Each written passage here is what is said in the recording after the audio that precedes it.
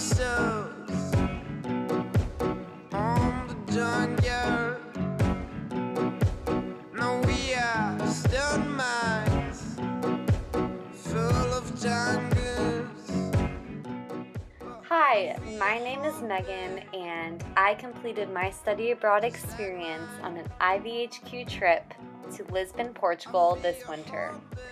While I was there, I learned so much about the Portuguese culture, including everything from food to history to the fado music, language, geography, and even how they greet one another, being 2 kisses on the cheeks. We also became masters at navigating the public transportation. And we were bound to the city life, flashlights when we fall. We spent our first day exploring the city by a little car called a tuk-tuk. Our driver told us all about the history of Lisbon and explained why the city is set up the way that it is. We walked almost everywhere and explored the oldest town of Portugal and home of the famous and melancholy music, fado, in the town of Alfama. While exploring, I noticed all of the beautiful architecture and art, including graffiti and statues, as well as the gorgeous churches and cathedrals that were plastered on almost every corner of the city. Junkyard. No, we are stone mines full of jungles. But I feel your heartbeat just like mine.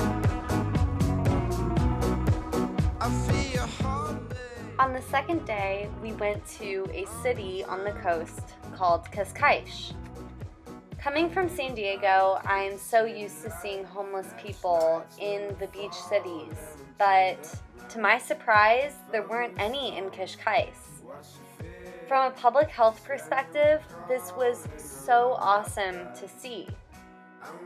The homeless rate in Portugal compared to the US is so much lower, being around 3,000 people homeless in Portugal compared to 610,042 homeless in the United States.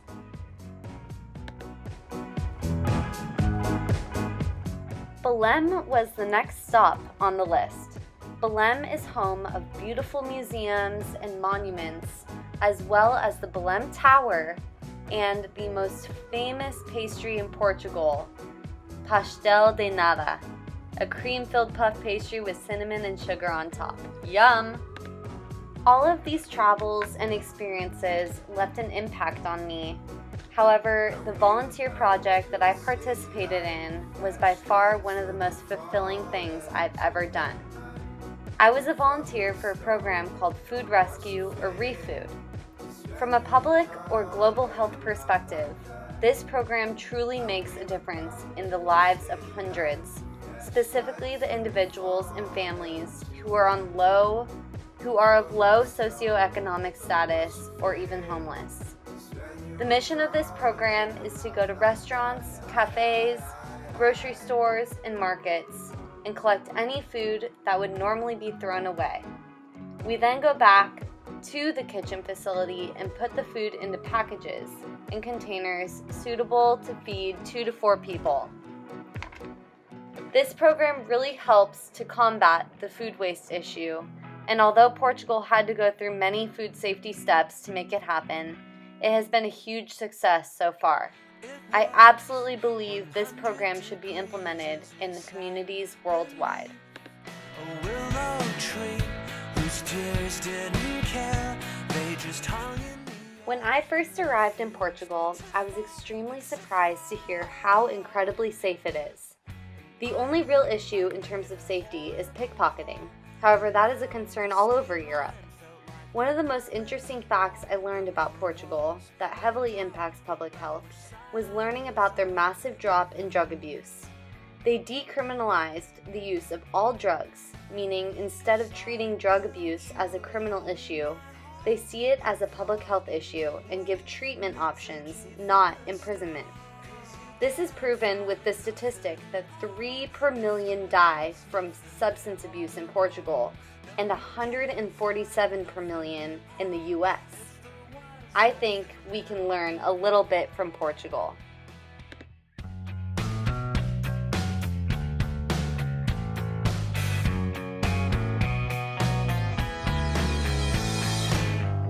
I braved treacherous streets and This trip has been one of the best experiences of my life. I've learned so much about Portugal, and it absolutely has my heart. Thank you so much for watching.